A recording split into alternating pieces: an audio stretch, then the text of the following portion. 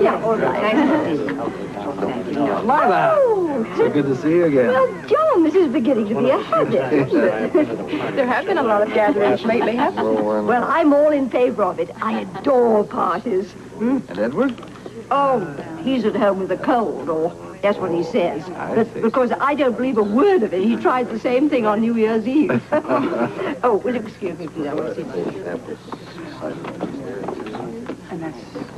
Hello, my dears. Oh, well, I wish that Mrs. Cassadine would give more parties of this kind, if that's what it takes to get you children together. Well, don't get your hopes up, Lila. I was just imparting some information about our son that we have in common. We share precious little else. Well, your family, then there's nothing in this whole world that's more important than that. Oh, hello. How are you? Hello? Hi. Oh, darling, I see champagne over there that is screaming for my lips. Would you like some? Not just at the moment. I want to keep my wits about me. Robert, expecting trouble. I don't know what to expect, love, but I wouldn't miss it for the world. Yes. Exactly some of the most important things that I wanted to do today, I'll tell you that. To be perfectly honest, I'm surprised to see the both of you here. I mean, understanding how you must feel about the Cassadines. Yes, well. It's a command performance. Steve Hardy and I were both a little dubious, but it seems that it is for the benefit of the hospital. Dr. Weber, yes, there's a telephone call for you. You may take it in the foyer. Thank you. Excuse me.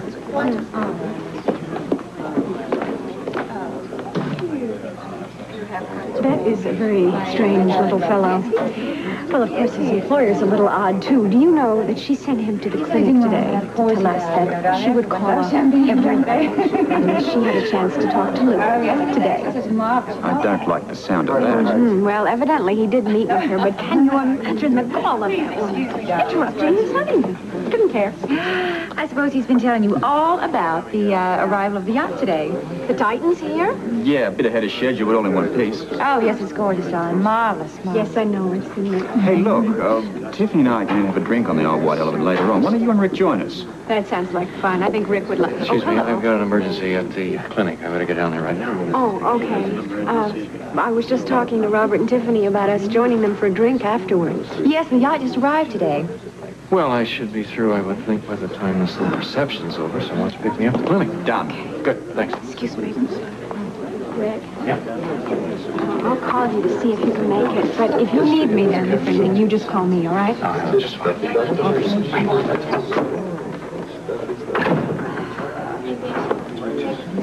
Hi, can I talk to you? Ladies and gentlemen, may I have your attention, please? Mrs. Mikos Cassadine.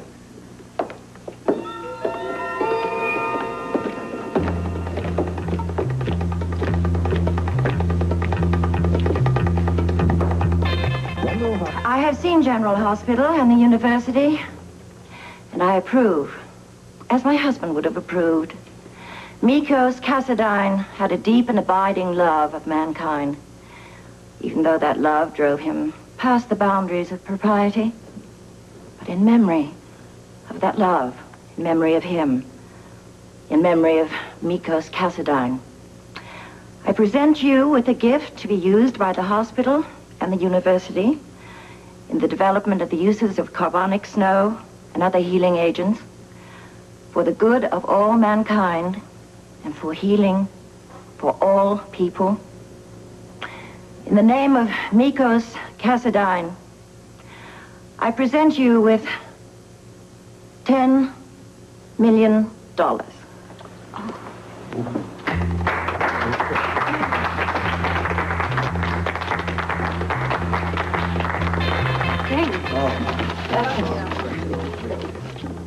This is unbelievable. A check for $10 million. I've never seen anything like it. Yes, well, I think few people have. Quite a woman. Yes, quite a performance. Think about it. Woman scribbles her name on a piece of paper, and the hospital research department is in the chips. Oh, yeah, Steve, look at the research we can do with this. Oh, we could even, well, the healing process of carbonic snow, for fuck's sake. Yes, all that wasn't possible until now. No, I know. The extent of her generosity is very impressive. Maybe Madam is trying to make amends. Well, if that's the way she plays kiss and make up, she can fly with me any day. Well, you have to admit it is at the least a generous gesture. I agree it's a lot of money and for a good cause. I just don't understand this Barnum and Bailey behavior. Robert wouldn't buy a registered government bond from anyone whose last name is Cassadine. I'm sorry, Tiffany, but tigers don't change their stripes that readily. So she has an ulterior motive. Most people like that do anyway. Yes, well, if so, it makes me extremely nervous not to know what it is. Well, whatever it is, we're not going to find out about it until the show is over.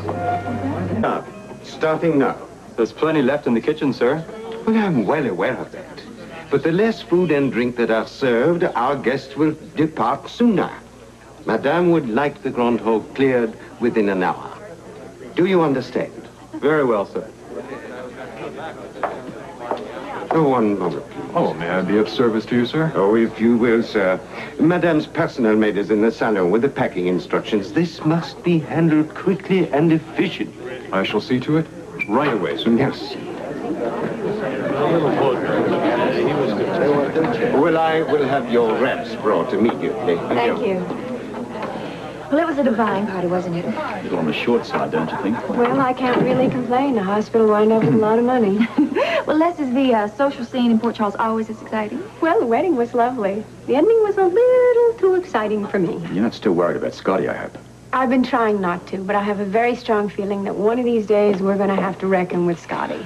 Well, at least you know his father is in Luke and Laura's corner. Yes, you're right. I think if there's anybody in this world who can change his mind about contesting the divorce, it would be Luke.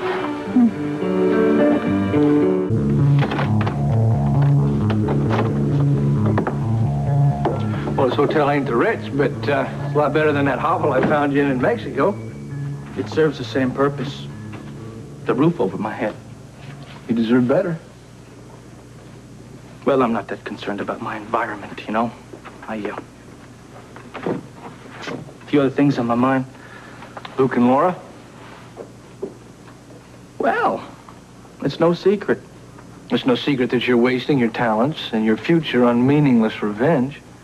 As far as I'm concerned, I have no future. Oh, come on. I burnt all my bridges, Joe.